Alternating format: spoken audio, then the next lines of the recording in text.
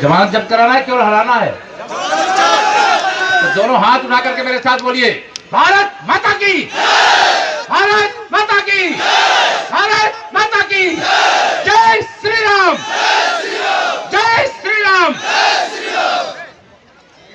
दम दिखाई दे रहा है, इसलिए समाजवादी पार्टी खेमे में खलबली क्यों मची है प्रोफेसर जी के आने के बाद, इसका अंदाजा मुझे लग रहा है। मंच पर जिनके समर्थन में आज मैं आप सबके बीच में आप सबका आशीर्वाद मांगने के लिए आया हूं,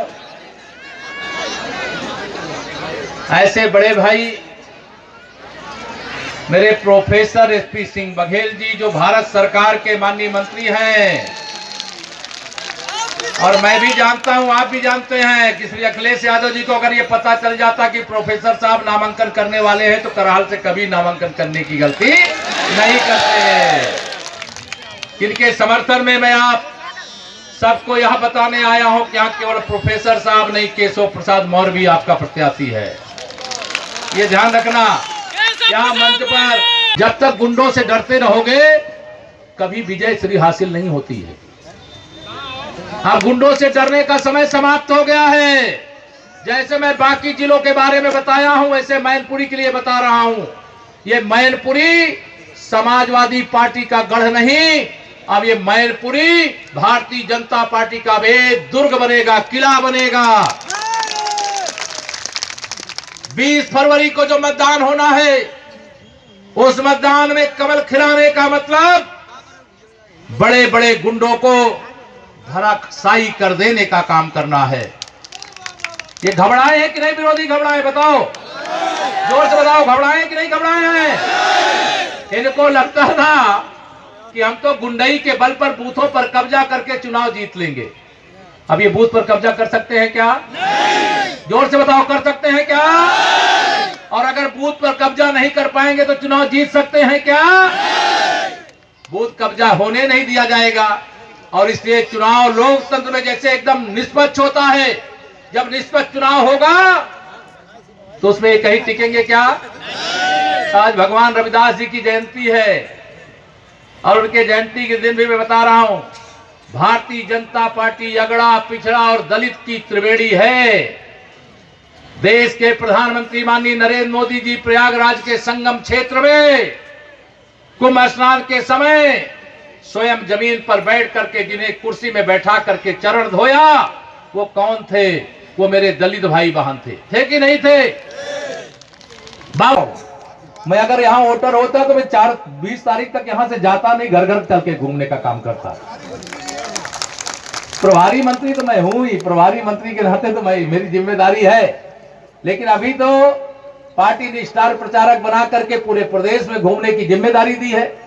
अब आज अभी मैं 3 जगह सभा कर रहा हूं, चौथी या भी 5वीं आपकी किचली भी जाना है। मुझे मैनपुरी की 4 सीटें जीतना है। जिताओगे? केवल एक एक घंटी बजाते जाओ, एक एक थोड़ा पसीना बहाते जाओ। अब गरीबों का मसीहा दिल्ली में बैठा है, लखनऊ में गुंडों को जिस तरह से समझे उनको समझाने वाले योगी जी भी बैठे हैं, बुलडोजर भी अभी तैयार खड़ा है। 10 तारीख के बाद बहुत सारी सुविधाओं का और होने वाला। अभी तो आपने तो देखा है ना, ट्रेलर देखा है, क्या देखा है? अभी असली पिक्चर 10 मार्च के बाद दिखाने का काम करेंगे। और 10 मार्च के बाद यहां किसान भाई भी बैठे हैं, निजी नलकूप लगाए होंगे, बिजली का बिल देना पड़ता होगा। देना पड़ता है कि नहीं देना पड़ता? जी चाहिए।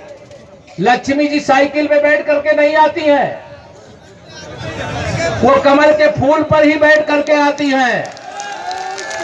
सुशासन के लिए, विकास के लिए, सुरक्षा के लिए, भ्रष्टाचार मुक्त नौकरी के लिए, आत्मनिर्भर भारत की योजना के अंतर्गत रोजगार के लिए सारे रास्ते दिल्ली से लेकर के लखनऊ तक के खुले हैं। आप कमल के फूल पर, वैसे हमारे प्रोफेसर साहब के आने मात्र से पहले तो आप माननीय मुलायम सिंह जी यादव जी की सुरक्षा में रहते थे, उन्होंने सब आपको बताया ही होगा, लेकिन उनको भी क्यों छोड़ना पड़ा होगा आप इसका अंदाजा लगा सकते हैं। आज भारतीय जनता पार्टी के हमारे प्रदेश सरकार में कैबिनेट मंत्री थे और अब देश के कानून मंत्री के रूप में सेवा कर रहे हैं। इतने बड़े नेता को आप सबके बीच में भेजा है और आप सबसे ही अपील करके जा रहा हूं कि इतने बड़े नेता को जब हमने यहां पर भेजा है तो आप चाहे जो भी चुनौतियां आती हैं, आंधी क्या तूफान मिले, चाहे जितने व्यवधान मिले, न रुकने वाले हैं न हटने वाले हैं, हम कमल खिलाने वाले हैं, कमल खिला करके रहे। यह लक्ष्य लेकर के आज से अभी से आप सब अभियान में लगे।